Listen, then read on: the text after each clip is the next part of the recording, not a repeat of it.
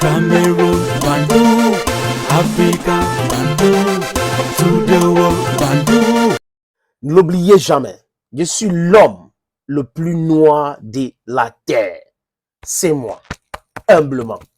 Il n'y a pas l'homme pour moi, comme disent mes frères ivoiriens. Je salue les Ivoiriens, je salue les Marocains, les Tunisiens, les Algériens, les Maliennes, les Burkinabés, les Nigériens, les Tchadiennes, les Centrafricaines, les Comoriennes, les Malgaches. Je salue tout le peuple d'Afrique, Togolais, Béninois, partout en Afrique, les amis. Beaucoup de respect pour vous.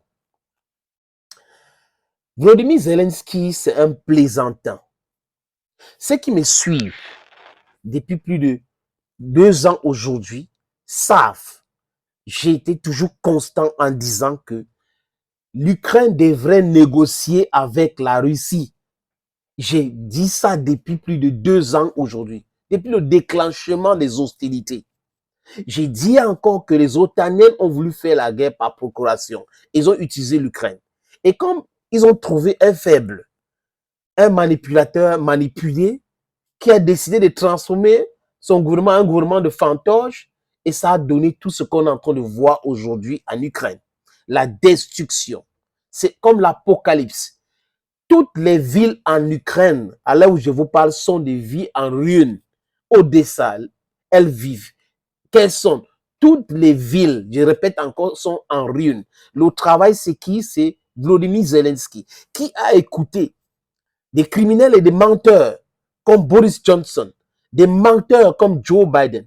Joe Biden a fait la guerre contre la Russie en utilisant l'Ukraine. C'est tout ce qui l'intéressait. Protéger ses intérêts, les intérêts de son enfant. Hunter Biden, c'est pour cette raison qu'il a gracié par anticipation son fils. Il a fait ça avec Anthony Fauci et beaucoup d'autres. C'est comprendre la mentalité de ces néocons-là. Le profit, le profit, le profit. Tout ce qui les intéresse, c'est le gain, le gain, le gain. Et le gain quoi? Le gain facile. Nous devons être très vigilants. Et on a été, Dieu merci, surtout les dieux de l'Afrique, que les enfants d'Afrique avaient vu ça venir. Tous les activistes africains, tous les analystes africains, tous les influenceurs africains ont dit que l'Ukraine a déjà perdu la guerre. Avaient dit que les Otaniens ne peuvent jamais gagner la Russie. Parce que, le peuple russe comme le peuple africain sont un peuple résilient. Mais le peuple européen aime la facilité. Pourquoi? Parce qu'on les a élevés comme ça. C'est-à-dire que le peuple qu'on a élevé avec le pillage et tout ça, la facilité, c'est ça. Jacques Chirac, avant de mourir, avait dit que les dirigeants français devraient faire très attention et de donner un peu de ce qu'ils ont volé aux Africains. Sinon, ça sera catastrophique. Et ils n'ont pas vu ça venir. Et la guerre en Ukraine a accéléré ce processus-là de conscientisation.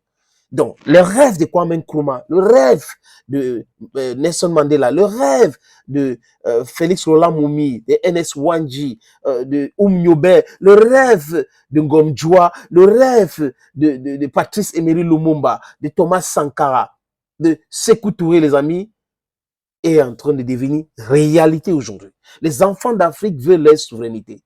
On va balayer comme ça, d'un revers de la main, les Alassane Draman Ouattara, les Paul Biya, les Denis Sassou Nguesso, les Patrice Talon. Parce que, les amis, la majorité des jeunes Africains aujourd'hui, ou les Africains tout court, veulent être souverains. Et là, there is no way we'll be turning back. What will we do now? We know what we do, and then we know saying that the true thing that we'll do, because we need to be free. We need to free ourselves. Là, les amis, pourquoi j'ai commencé en disant que Zelensky, c'est un plaisantin. Quand Donald Trump parle de Zelensky, il dit que Zelensky est impopulaire et que c'est seulement 4% des Ukrainiens qui aiment Zelensky jusqu'à présent. Les chaînes comme LCI, France 24, BBC et autres ont commencé à faire de la précipitation. C'était la sorcellerie. Ils ont commencé à dire les derniers chiffres que nous avons, Zelensky, tantôt aimé de 52% des Ukrainiens, tantôt 57% des Ukrainiens.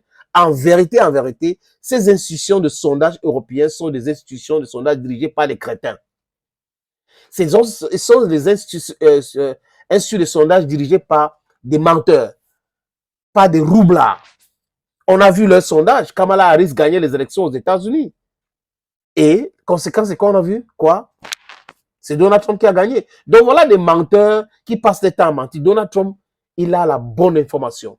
Mark Mueller, qui était le chef d'état-major de l'armée américaine à l'époque du déclenchement de la guerre en Ukraine, lui, 1 an après la guerre, avait dit qu'il faut négocier. Il avait dit, si vous ne négociez pas maintenant, l'Ukraine va perdre encore d'autres territoires. Et on a commencé à tirer sur lui jusqu'à on l'a enlevé. Mais lui, il est parti.